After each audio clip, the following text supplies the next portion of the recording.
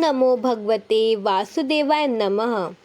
आज हम अपने 30 डे सीरीज का द्वितीय अध्याय शुरू करने वाले हैं। मैंने आपको प्रथम अध्याय में वर्ण के बारे में बताया था। हमने वर्ण के ऊपर विचार किया था। यदि आपने वीडियो नहीं देखा है तो लिंक आपको डिस्क्रिप्शन बॉक्स में मिल जाएगा, वहाँ से देख लीजिएगा। तो चलिए हम द्वितीय अध्याय शुरू करते हैं। लेकिन उससे पहले जो मैंने आपको प्रथम अध्याय में जो आपको प्रश्न दिए थे, कि उन प्रश्नों के उत्तर हैं। यदि आपको कोई भी समस्या है तो आप मुझे कमेंट्स बॉक्स में ज़रूर बताइएगा, मैं उत्तर आपको ज़रूर दूंगी। तो चलिए शुरू करते हैं।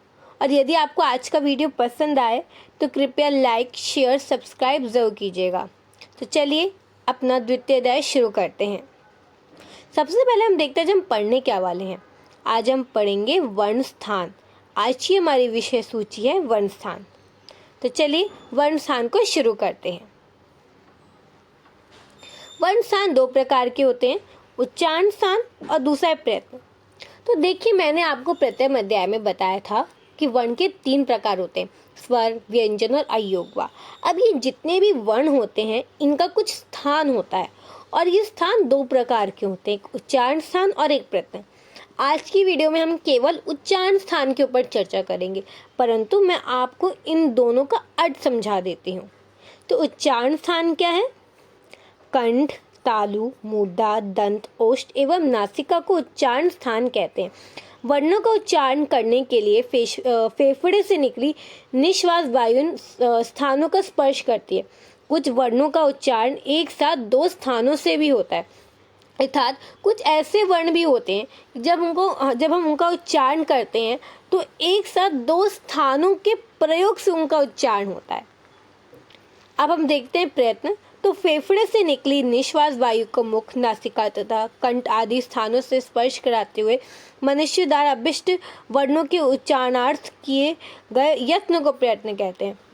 अर्थात जब हम वर्ण को बोलते हैं तो उस वर्ण को बोलने के लिए जो हम यत्न, जो हम प्रयत्न, जो कोशिश करते हैं, जो बल लगता है, जो कोशिश करते हैं, जो यत्न होता है, उस यत्न को ही हम क्या प्रयत्न कहते हैं। आज की वीडियो में हम उच्चारण स्थान की चर्चा करते हैं। तो वर्णों उच्चारण स्थानम अर्थात वर्ण के उच्चारण का स्थान, तो ये परीक्षा की दृष्टि से भी बहुत ज़्यादा आवश्यक हो जाते हैं। देखिए, अब हम जो वर्ण के उच्चारण स्थान पढ़ेंगे वो हम सूत्रों के माध्यम से पढ़ेंगे, फॉर्मूला से पढ़ेंगे। अथ स्थानानि, चलिए अब स्थान देखते हैं। सबसे पहला सूत्र है अकुह विसर्जनीय नाम कंठ, मतलब अकुह विसर्जनीय नाम को कंठ से बोलते हैं। मैं आपको एक एक करके समझाती हूँ। तो देखिए, अकुह विसर्जनीय नाम में जो अ लिखा है ये बताता है अ स्वर को और उसका दीर्घ रूप आ को, मतलब हम अ और आ को किससे बोलेंगे? कंठ से बोलेंगे। फिर कु वर्ग क वर्ग को बताता है, जैसे क, ख, ग, अंगा। तो क वर्ग में जितने भी 5 वर्ण आते हैं उनको हम कंठ से बोलते हैं।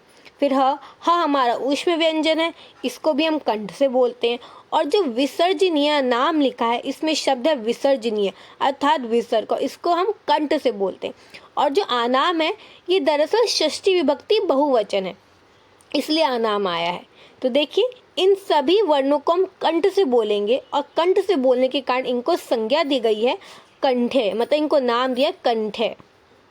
चलिए दूसरा सूत्र देखते, ईचु यशानाम तालु, मतलब ईचु यशानाम को हम तालु से बोलेंगे। एक एक करके देखते हैं। ई यानी ई और उसका दीर्घ रूप ई, मतलब स्वर ई को हम किससे बोलते हैं? तालु से बोलते हैं। चलिए फिर हम देखते हैं चु वर्ग। चु वर्ग में क्या क्या आते हैं? च, छ, ज, ज, इय। तो ये च वर्ग के 5 वर्ण को हम किससे बोलते हैं? तालु से बोलते हैं। य मतलब अंतस्य व्यंजन, इसको भी हम किससे बोलते हैं? तालु से। श बताता है ऊष्म व्यंजन, और इसको भी हम क्या बोलते हैं? तालु से। मतलब इन सभी वर्णों को हम तालु से बोलते हैं, जिस कारण हमने इनको किस चीज़ की संज्ञा दी है? तालव्य की संज्ञा दी है। फिर हमारा तीसरा सूत्र है ऋतु रसाणाम मूर्धा, मतलब ऋतु रसाणाम को मूर्धा से बोलते हैं। री और री का दीर्घ रूप हम उसको मूर्धा से बोलते हैं, मतलब री स्वर को हम किससे बोलते हैं? मूर्धा से। फिर हमारा टू वर्ग। टू वर्ग में हमारे क्या क्या वर्ण आते हैं? ट, ठ, ड, ढ, ण। इनको हम किससे बोलते हैं? मूर्धा से बोलते हैं। फिर क्या आता है हमारा? र। र क्या? अंतस्य व्यंजन है, इसको भी हम किससे बोलते हैं? मूर्धा से बोलते हैं। फिर श है, श हमारा ऊष्म व्यंजन, इसको भी हम किससे बोलते हैं? मूर्धा से। और जो आणाम है वो क्या है, हमारी विभक्ति लगी है। तो इन सभी वर्णों को हम क्या बोलेंगे, मूर्धन्य। चलिए हमारा फिर दूसरा सूत्र है ऋतुलसानाम दंतः, मतलब ऋतुलसानाम को दंत, दांत से बोलते हैं। री, यहाँ री क्या बताता है, री को, री स्वर को, जिसको हम किससे बोलते हैं, दंत, अपने दांत से बोलते हैं। जब आप बोलेंगे तो स्वयं आप देखेंगे कि हाँ, हम दांत का प्रयोग हो रहा है। तू वर्ग या त वर्ग को बताता है, जैसे त, थ, द, ध, न, मतलब त वर्ग के जितने भी वर्णों को दंत से बोलते हैं।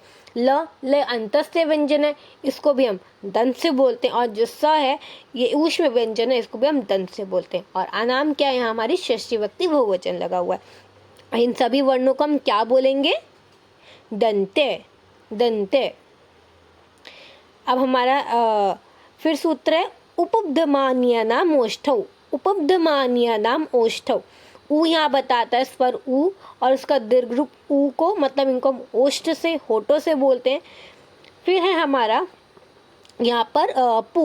अब आप सोचे होंगे यहाँ पर पू में बड़े ऊ की मात्रा क्यों लगी है, तो दरअसल यहाँ संधि हुई है। यहाँ पू वर्ग का पू और उपदमानीय शब्द है, तो इन दोनों में संधि होके कौन सी संधि हुई, दीर्घ संधि। तो यहाँ पू जो है वो पू वर्ग वाला पू ही है, परंतु संधि होने के कारण हमने इसको ऐसे लिखा है। पू वर्ग में हमारे ये 5 वर्ण आते हैं, प, फ, ब, भ, म, और इनको हम किससे बोलते हैं, ओष्ठ के माध्यम से, होठ के। और उपदमानीय, तो उपदमानीय अर्थ मतलब जब ये जो चिन्ह आप देख रहे हैं, जब वो प और फ के आगे लग जाए तो उपदमानीय। ये दरअसल अर्धविसर्ग कहते हैं इस चिन्ह को, अर्धविसर्ग। और इन सभी वर्णों को हम क्या बोलेंगे, ओष्ठय।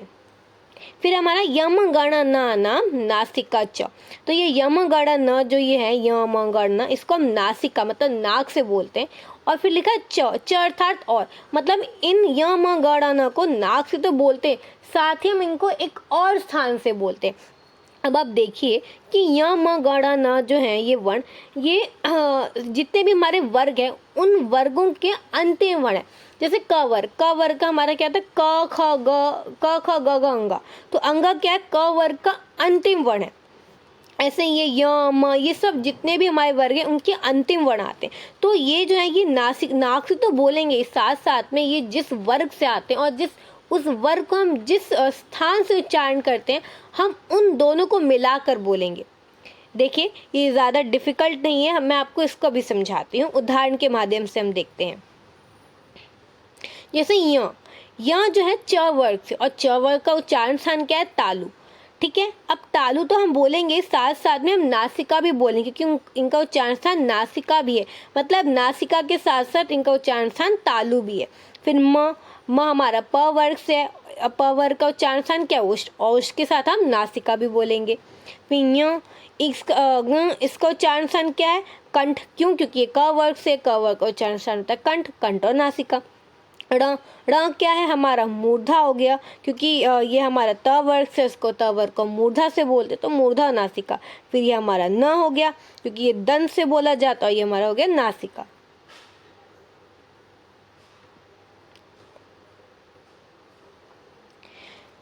और इन वर्णों को हम क्या बोलते हैं, नासिक्य, नासिक्य। अब देखिए य म ग ण न, अगर आप इन वर्णों को देखें तो इनको हम क्या बोलते हैं, अनुनासिक भी बोलते हैं। क्यों, क्योंकि इनको नाक के साथ मुख से भी बोला जाता है, इसलिए इनको अनुनासिक भी बोला जाता है। अब मैं आपसे एक प्रश्न पूछती हूँ, देखिए अगर मैं आपसे पूछूं कि म का उच्चारण स्थान क्या है, आपके पास सामने 2 विकल्प हैं, ओष्ठ या नासिका। तो देखिए इसका उत्तर नासिका होगा। क्यों, क्योंकि जो म का उच्चारण स्थान है वो नासिका है, परंतु आप बोलेंगे कि म का उच्चारण स्थान तो ओष्ठ होता है, क्योंकि वो प वर्ग के अंतिम वर्ण है। तो देखिए जो हमारे अंतिम वर्ण है उनके लिए एक अलग से सूत्र बनाया गया है, इसलिए अलग से सूत्र बनाया गया, और वो क्या, यम गणनानाम नासिका च, जो हमने पढ़ा है। तो उसमें जो म आता है, और यदि आपको ऐसे विकल्प आता है तो म हम नासिका का उत्तर होगा, तो म का उच्चारण नासिका। परंतु अब आप देखिए म का जो मैंने 2 विकल्प दिए, ओष्ठ और नासिका, दूसरा है तालु और नासिका, तो अब इसमें उत्तर होगा ओष्ठ और नासिका, क्योंकि अभी हमने देखा कि म का उच्चारण स्थान क्या होता है, नासिका तो होता ही है, साथ साथ में ओष्ठ का से भी लिखेंगे। क्यों, क्योंकि वो क्या है, प वर्ग का, क्योंकि प वर्ग का उच्चारण स्थान ओष्ठ है। ये थोड़ा विकल्प पे भी निर्धारित करेगा कि विकल्प कैसा है, अब विकल्प के आधार पर चुन सकते हैं। फिर हमारा दूसरा सूत्र है ए दयितो हो कंठ तालु। ए दैत हो हमारे दो शब्दों से मिला है, एत और ऐत, यहाँ संधि हुई है। एत से हमने ए लिया और ऐत से हमने आई लिया। अब देखिए ए क्या एक संयुक्त स्वर है, मतलब दो स्वर के मेल से बना है। ए अ से बना ई से। अ क्या है, अ का उच्चारण स्थान कंठ है और ई का उच्चारण स्थान क्या है, तालु। तो इसलिए ए का उच्चारण स्थान भी क्या होता है, कंठ तालु। फिर देखिए आई क्या है, ए का ही दीर्घ रूप है और ए से बना है, तो इसका उच्चारण स्थान क्या है, कंठ तालु। और इसलिए इन दोनों को क्या बोलते हैं, कंठ तालव्य। ए और आई को हम क्या बोलते हैं, कंठ तालव्य। फिर हमारा ओ दौतो हो कंठोष्टम। तो ओ दौतो हो भी दो वर्ड से दो शब्दों से बना है, ओत और औत। ओ से हमने ओ लिया है और औत से हमने औ लिया है। देखिए जो ओ है ये हमारा क्या है, संयुक्त स्वर है। किससे बना है, अ और ऊ से बना है। अ का जो उच्चारण स्थान है वो कंठ होता है और ऊ का उच्चारण स्थान जो होता है वो ओष्ठ होता है। इसलिए हम ओ का जो उच्चारण स्थान यदि पूछा जाए तो हम क्या बोलेंगे, कंठोष्ठम। और औ क्या है, ओ का ही दीर्घ रूप है, तो क्या होगा, इसका भी उच्चारण स्थान कंठोष्ठम। और इसलिए ओ और औ को हम क्या बोलते हैं, कंठोष्ठ है। क्या बोलते हैं, कंठोष्ठ है। फिर हमारा वकारस्य दंतोष्ठम, अर्थात जो व है उसको हम किससे बोलते हैं, दांत और ओष्ठ, मतलब दांत और होठों से बोलते हैं। यहाँ पे जो आदर्श स यह है ये बताता है हमारी षष्ठी विभक्ति एक वचन। तो व को हम क्या बोलेंगे, दंतोष्ठ। इसलिए हम इससे क्या बोलते हैं, दंतोष्ठ है। फिर हमारा जीवामूलस्य जीवामूलम। तो देखिए ये जो चिन्ह है, यदि ये क और ख से पहले लग जाए तो हम इसे जीवा मूल्य बोलेंगे, क्योंकि तब यह जीवा मूल से बोला जाता है। और यहीं जब ये चिन्ह पर फ के पहले आ जाता है तब इसका नाम उपदमानीय हो जाता है। जैसे हमने पहले भी उपदमानीय पढ़ा भी था, उपदमानीय वाला सूत्र जो, उसमें ये चिन्ह पर फ के आगे था, इसलिए हम इसे उपदमानीय बोल रहे थे। हमारा फिर आखिरी सूत्र है नासिकानुस्वारस्य, मतलब जो अनुस्वार है उसको हम किससे बोलते हैं, नासिका से। और आदर्श और जो यह अंत में है यहाँ पे फिर षष्ठी विभक्ति एक वचन है। तो नासिका को माफ करिएगा, अनुस्वार को हम किससे बोलते हैं, नासिका से, अर्थात नाक से बोलते हैं। और इसलिए हम अनुस्वार को क्या बोलते हैं, नासिक्य। हमने नासिक्य की संज्ञा दी है। चलिए हमने इतना पढ़ लिया आज। अब मैं आपको इसका सारांश बता देती हूँ कि हमने जितना पढ़ा इसका सारांश क्या निकलता है। तो देखिए जो हमने पढ़े वर्ण, कितने स्वर व्यंजन और अयोगव्य होते हैं। तो स्वर में हमारा आ को कंठ से बोलते हैं, ई को तालु, ऊ को ओष्ठ, री को मूर्धा, री को दंत, ओ औ को कंठोष्ठ, ए आई को कंठ तालु। फिर हमारे आते व्यंजन। व्यंजन में सबसे पहले स्पर्श व्यंजन, तो हम क वर्ग को बोलते कंठ से, च वर्ग को बोलते तालु से, ट वर्ग को बोलते मूर्धा से, त वर्ग को बोलते दंत से, प वर्ग को बोलते हैं ओष्ठ से। फिर आता है हमारा अंतस्त्य व्यंजन। तो देखिए अंतस्त्य व्यंजन में हमारा य को हम तालु से बोलते हैं, ल को मूर्धा से, ल को बोलते हैं दंत से, व को बोलते हैं दंत ओष्ठ से। फिर हमारा ऊष्म व्यंजन आता है। हमने इन तीनों व्यंजनों के बारे में बहुत संक्षेप में पढ़ा हुआ है, जिसका वीडियो मैंने आपको प्रथम अध्याय में हमने देखा था। आपको लिंक डिस्क्रिप्शन बॉक्स में मिल जाएगा। श तालु से, श मूर्धा से, स दंत से और क कंठ से, ह कंठ से। फिर हमारा अयोगवार भी 4 प्रकार के होते हैं। सबसे पहला होता है हमारा अनुस्वार, जिसको नासिका से बोला जाता है। फिर होता है विसर्ग, जिसको कंठ से। फिर होता है उपदमानी, जिसको ओष्ठ से। और जीवा मूल्य, जिसको जीवा मूल से बोला जाता है। तो चलिए ये कुछ प्रश्न हैं जो आपको हल करने हैं। आपको इनमें जो वर्णों के उच्चारण स्थान बताने हैं, आप मुझे उत्तर कमेंट सेक्शन में बता सकते हैं और इनके उत्तर मैं आपको हमारे तृतीय अध्याय में बताऊंगी। आशा करती हूँ आज की वीडियो आपको पसंद आई होगी, आपने कुछ नया सीखा होगा, आपने वर्णों के उच्चारण स्थान को अच्छे से समझा होगा। यदि आपको वीडियो अच्छा लगा हो तो लाइक शेयर सब्सक्राइब जरूर कीजिएगा और कमेंट में अपने सुझाव जरूर दीजिएगा। चलिए आज के लिए इतना ही, धन्यवाद।